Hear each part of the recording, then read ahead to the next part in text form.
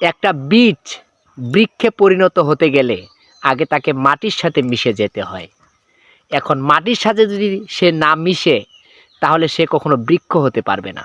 অনুরূপভাবে আপনি যদি একজন গুরুত্বপূর্ণ ব্যক্তি হিসেবে প্রতিষ্ঠিত হতে চান, আপনি যদি একজন ফলদায়ক বৃক্ষের মতো হতে চান, তাহলে আগে আপনাকে মাটির সাথে মিশে যেতে হবে, অর্থাৎ আপনাকে ছোট হতে হবে, আপনাকে আগে পরিশ্রম করতে হবে, ছোট হতে হবে, তারপরে আপনি একজন ফলদায়ক বৃক্ষের মতো প্রতিষ্ঠিত ব্যক্তি হিসেবে পরিগণিত হতে পারবেন।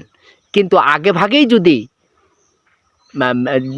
একটা বীজ যদি মাটির সাথে না মিশে হয়তো কোনো প্রাণী সেটা খেয়ে ফেলবে বা কোনো মুরগি পাখিয়ে খেয়ে ফেলবে, হ্যাঁ, আর মাটির সাথে মিশে গেলে সে অবশ্যই বৃক্ষ হবে। অনুরূপভাবে আপনাকে প্রতিষ্ঠিত হতে গেলে অবশ্যই আগে ছোট হতে হবে, আগে মাটির সাথে মিশে যেতে হবে, আগে নিজেকে প্রতিষ্ঠিত করবার জন্য আপ্রাণ চেষ্টা করতে হবে, ছোট ভাবতে হবে, অহংকার করা যাবে না, হিংসা করা যাবে না।